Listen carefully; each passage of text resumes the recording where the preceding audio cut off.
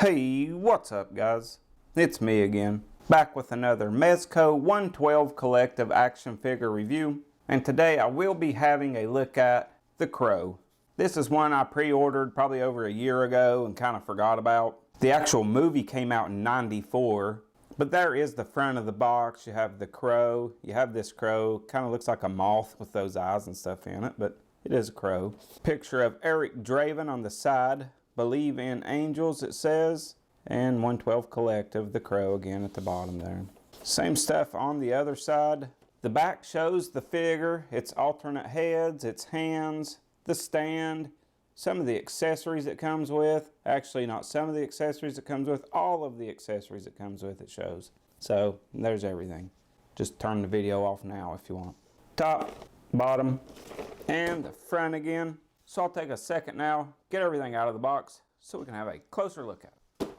There is Eric Dravin out of the packaging. Now we'll have a quick look at his accessories. Okay, and the first accessory is the base. These are pretty large bases, but I do really like the decal on it. And you get this articulated arm for that base. And you get a couple of these with bendy wire that can plug into this. And that is for the crows it comes with. I will show those in a minute. You also get this bag here. It is Ziploc. You can store your accessories or drugs or whatever you want in it. And for the rest of your accessories, you do get this flying crow. And it has a spot to put that bendy wire in right there. You have his cat, which I forget the name of. You have another crow with a spot for the bendy wire right there. And you get several different guns. You get a revolver, you get this other pistol, and you get this shotgun. And for this pistol, of course, you do get a couple extra clips. You get this tiny little Zippo lighter. I'll actually hold that up for you so you can get a better look at it because it is a really small Zippo. You get this knife, and that's the knife like the one guy was throwing at him and he threw back at him. I don't remember his name either, I'm sorry. The movie came out in '94. In all honesty, when this shipped, I did go back and actually watch the whole movie again, but still the names escape me. You get this samurai sword, which I don't remember him actually using a samurai sword.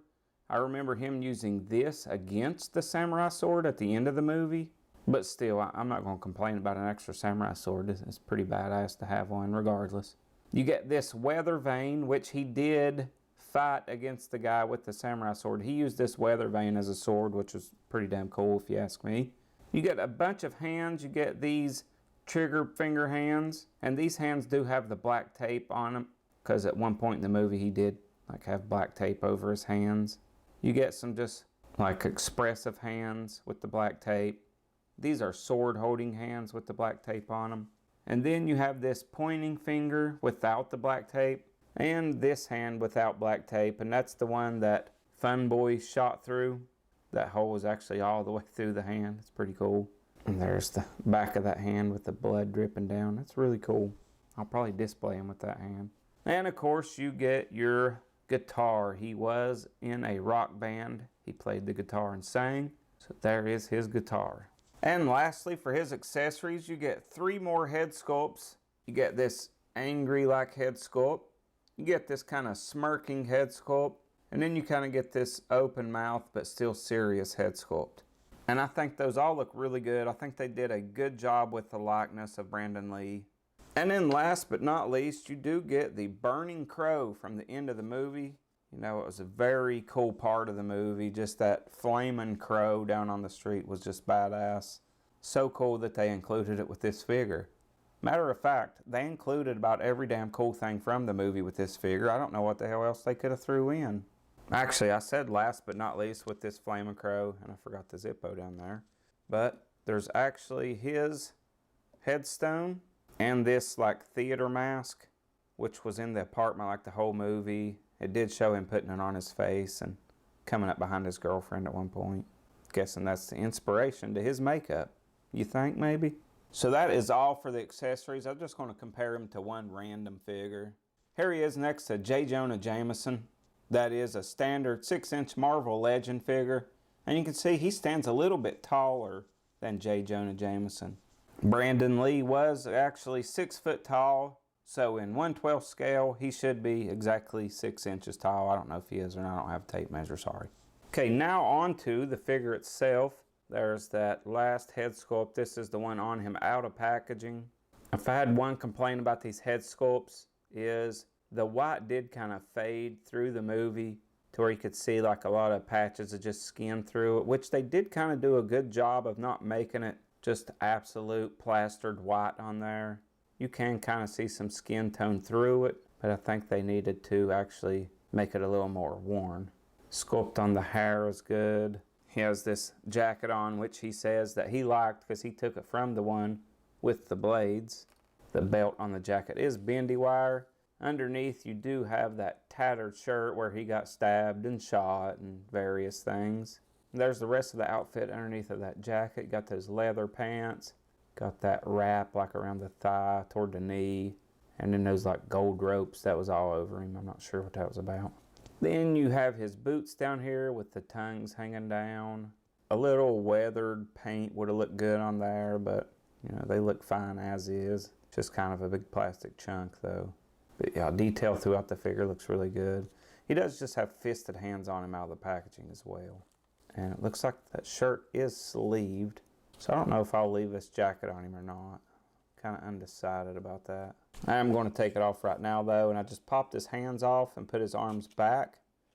Then you can just slide that off really easily. There's actually some nice detail under that jacket. There he is with that hand with the hole in it. Kind of faking concerned like it hurt even though it didn't. Guessing he didn't feel it. His other hand on. Yeah, I think I kind of like the look of it without the jacket on better.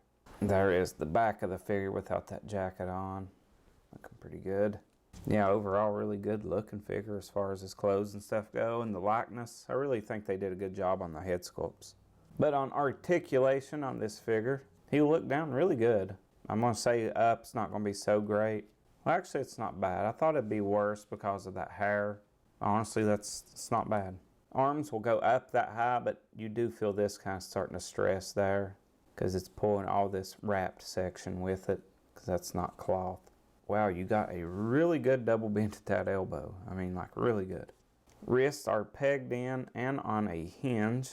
Midsection will crunch forward about that far. It goes back really good. He does have some swivel there, but of course with all this fabric, you can't twist it too much around. Legs will kick forward about that far. They only kick back about that far. Does the splits pretty good to have them leather pants. Can't be an easy task in leather pants. I've never tried, but good double bend at the knee. Also, it will swivel at the top of that thigh. Now these boots, I think, are just on a ball peg down on the boot. So you will get just a little bit of pivot. They'll go forward some, back a little bit, and some rotation. And it's almost like the pants are sewn down into the shoe or something so they won't ride up. But you get enough movement to keep him standing. Other than that, you're not getting a ton of movement there.